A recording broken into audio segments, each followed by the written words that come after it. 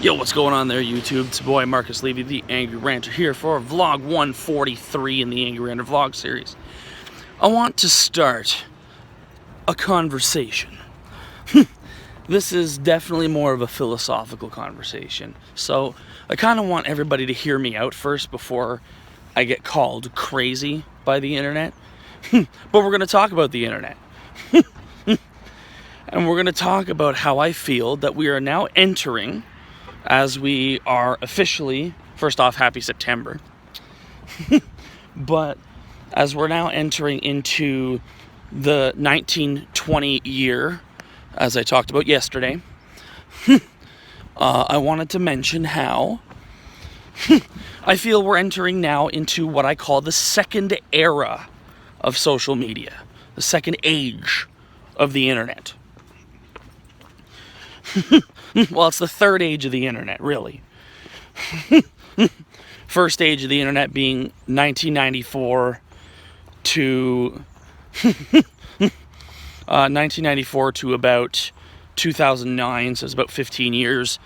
And then the second era being 09 to 19, and then now 19 to 2029 will be the third age of the internet.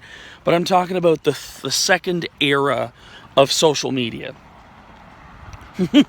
So I just want to do a bit of the recap of some social media history. So there were no real such thing as social media prior to about 2005. Yeah, you had AOL Messenger, but that's not really social media. There was no media at all.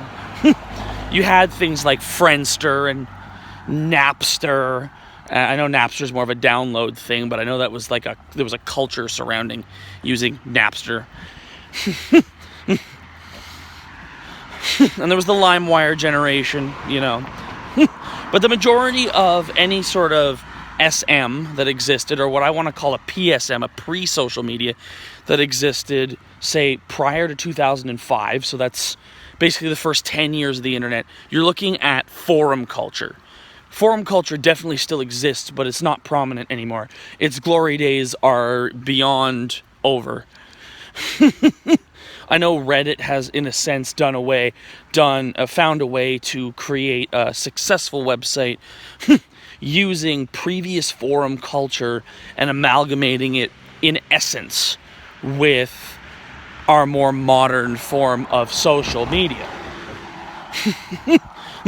But what I'm calling PSMs are pre-social medias that existed that sort of fulfilled that role. You're talking mostly forums on on certain websites, and of course each website's set of forums all were themed, right? So you'd have your video game forums, you'd have your speedrunning forums, you'd have your hockey forums, you'd have your occult forums, you'd have your fucking whatever, you know? Forums for whatever it is that anybody was into. Then you have what I'm calling the beta stages of social media, which you know technically counts as part of, I call it age zero. Because in essence, from about 2005 to about 2009, so the first 4 years that most social medias were coming into existence, Facebook was launched in late 2004. Then you have YouTube that was launched in late 2005, and you have Twitter that was launched in late 2006. So of three of the, massive social media giants, they were all launched then. But between basically their launch and when I believe the first age of social media started in 2009, nobody gave a fuck about Facebook or YouTube or Twitter or anything. Like, I didn't even know Facebook was a thing until about 2008, and I could have cared less. I was 12, I could have cared less. But I got it when I was 13 in 2009. And of course, as you guys all know, deleted it after 10 years this year. But nobody gave any shits or fucks about that particular brand of social media. But come 2009, everything started picking up. And by 2014, Facebook had 1 billion Facebook users. And I think Twitter's hitting in and around somewhere in the margin of the 250 to 500 million. It's just because Twitter's more of, I want to call it an adult platform. It's not a fun place. Twitter's a great place. Fantastically informative. And it's an amazing debate forum. But it's not a fun and snazzy place to go. But I love my time I've spent on there in the last 6 months, and I cannot wait for the next decade, basically, of using that as my main before we maybe reevaluate. But then the first age of social media started. The first age of social media is what I want to call massive growth. It's the massive growth era. The problem with massive growth is when things grow too quickly, as social media did, you run into issues, especially when it comes to handling of data. And we encountered that within the last 3 years. Facebook with the Cambridge Analytica issue, Snapchat getting hacked, Twitter gets hacked all the time, Instagram gets hacked all the time, WhatsApp has been hacked quite often. Reddit's been shut down a couple of times. And then, of course, when certain platforms grow to become beyond exponential and get bought out, and then you have massive, online multimedia monopolies, like how Facebook acquired Instagram in I think it was 2013 or 2014, and how they also acquired WhatsApp, how Twitter created Periscope. You have a wide reach that these multimedia corporations all have. Keep walking.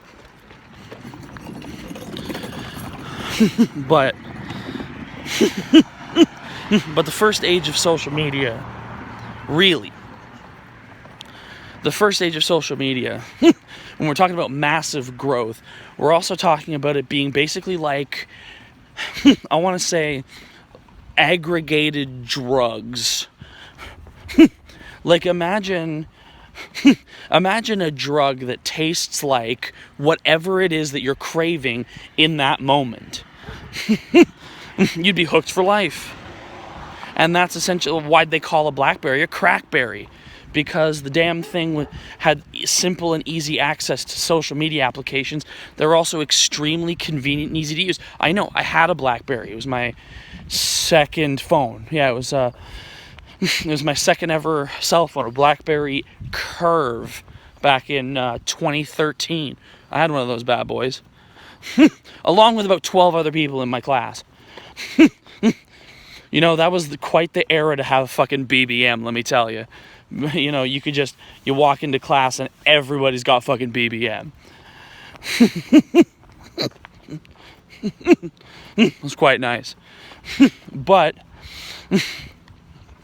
the first era of social media over these last 10 years has been about such massive growth, the inability to compensate security-wise for such a massive growth in usership, and also a dwindling of features, as well as, of course, a massive blow-up of influence being given, especially closer to the latter part of the first age of social media, the first era of social media, talking since like 2016.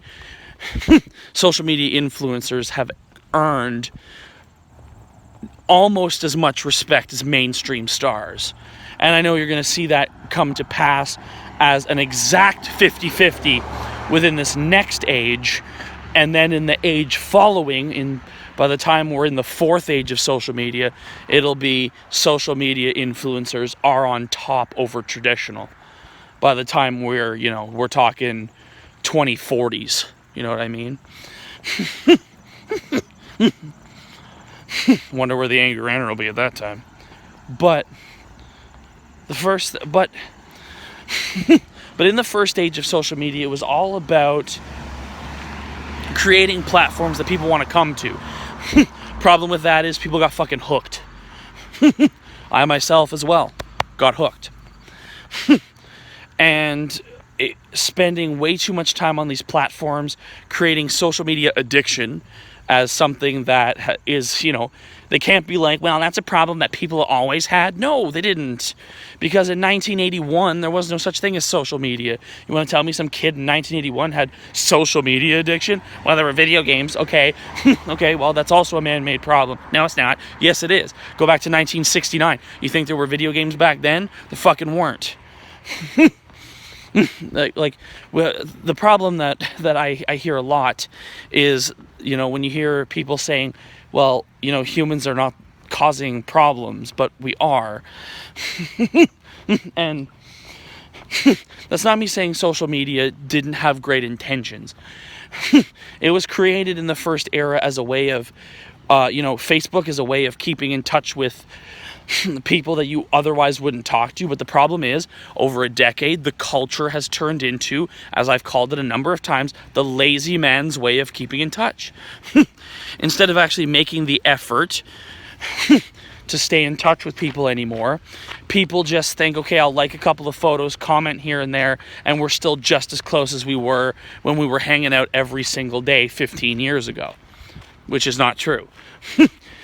Twitter was originally created as a way to keep up on the news and for, people to post quick little snippets of what's going on, so you can just quickly keep up with it. If you agree, if you like something, you can also tweet back at it. And of course, the retweeting function was to be able to, show your followers something that you also find interesting. It was not about being the only source of news. That was not its original intention. And now the one thing that I've noticed after 6 months on Snapchat is the trending feature is very broken. Because some things make sense, like how after a couple of mass shootings yesterday, that the mass shootings were trending, but then 9 times out of 10, something very simple, like if Snapchat was trending, it's all fucking K-pop accounts posting stuff. And I'm not a huge fan of K-pop music. I don't listen to it willingly. I've heard it a few times. It's all right. But the problem I have is if something's trending and 9 out of the 10 things that are trending are things that have nothing to do with K-pop, but somehow are K-pop, you're screwing with the news algorithms. You're screwing with what's trending because somehow Twitter's picking up on the fact that, in the last hour, 20,000 people have posted something with, the word Snapchat was in there, so clearly. And then the other half of, say, 40,000 people posting is people posting, looking to see why Snapchat's trending, then I see K-pop and I'm out of here. So then you end up with like 40,000 people literally posting about nothing, and then nothing is trending. So that brings me to what I started this conversation with. The second age of social media. If the first one was the massive growth era, the second one I want to call either the era of moderation or the era of valuability. I'm making up the word valuability. Or value, the era of value. Because I fully believe, at least for me, after 10 years of being on social media, 10 years of basically being hooked and checking, back when I had Facebook, checking Facebook 25 to 50 times a day, being on Instagram and posting literally every fucking thing, from my meals to what outfit I'm wearing to where I'm going. We have evolved in social media to have outlets like Snapchat where I can post all that, what I want to call useless crap, and then people can look at it once and then it goes away after 24 hours. And yeah, aside from my snap score going up by 1 every time I post something, or going up by a couple every time I post something and share it to a number of people directly, there's no harm, no foul. But when Instagram keeps a record of all those things, I mean, they also now have their stories, and it doesn't quite go away because it goes into an archive. But I have heard that they clear the archive every year or every couple of years. Even though I know that feature's only been around for about 2 years now. I know they recently did a mass archive clear for everyone, which I think is fucking great. But I'm just saying that in this new second era of social media, basically 2019 to 2029, I'm believing firmly that we're going to start seeing many more people wanting to manage their social media usage properly. Do you not know the number of people that I pop on to Twitter and I see, well, I'm stressed out about social media, going to take a break. Or how, because again, I had 7 Facebook accounts, I've had 5 different Twitter accounts in my time as well.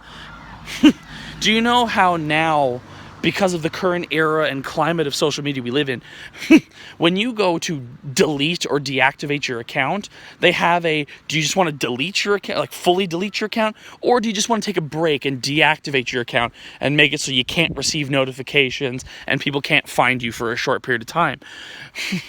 We literally have a culture now where it's, no, please don't leave. But if you want to take a break, here's the take a break for a while button. Instead of people just learning to manage. That's why I want to shout out to all my iOS brothers and sisters out there and gender nonconforming, to say, listen, if you have at least iOS 12 or even trying iOS 13 betas like I have, what you should do is pop into your screen time settings. It's under settings, and then you can scroll down and you can find screen time. You can set app limits. And you can set, and essentially they're time limits that, yes, once it comes up, you can just hit one more minute. But try to hold yourself to whatever time limit you set to. Let me give you an example. All 5 of my socials have app limits on them. I tweeted about it. Twitter, I have 1 hour a day. Once I hit that maximum, I hold myself to it. Even though I can just punch in my fucking password and bypass it, I'm not going to. That's cheating. Instagram, I've got 45 minutes a day, Snapchat 30 minutes a day, Reddit 25 minutes a day, and Pinterest 15 minutes a day.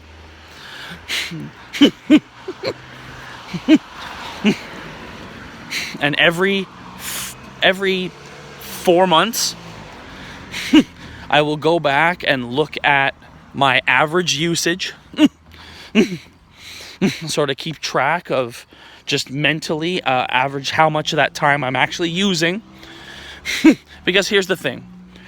I've given myself a wide enough berth with those time limits. That's a total of 2 hours and 55 minutes a day, roughly 3 hours a day on social media, where I've told myself, okay, this is how long you're allowed to use it for.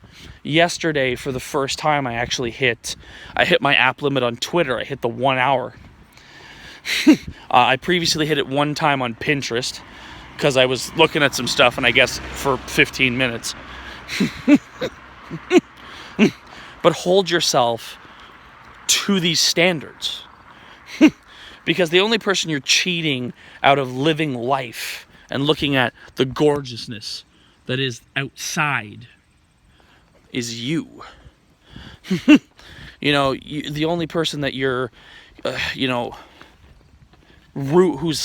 existence you're ruining by continuing to ruminate about social media 24/7 is you. The rest of the world doesn't care. Look after yourselves, people. This is another sort of PSA from the Angry Ranter here. But as we enter into that second age of social media, which I believe starts now, social media is already a juggernaut. Don't let it control you. That's all I got to say. Check out my social media down below, but be responsible. Follow all the socials if you want to. I would appreciate it. Like and subscribe and follow here for more of these wisdomy tidbits, and I'll see you tomorrow. Vlog 144. Peace.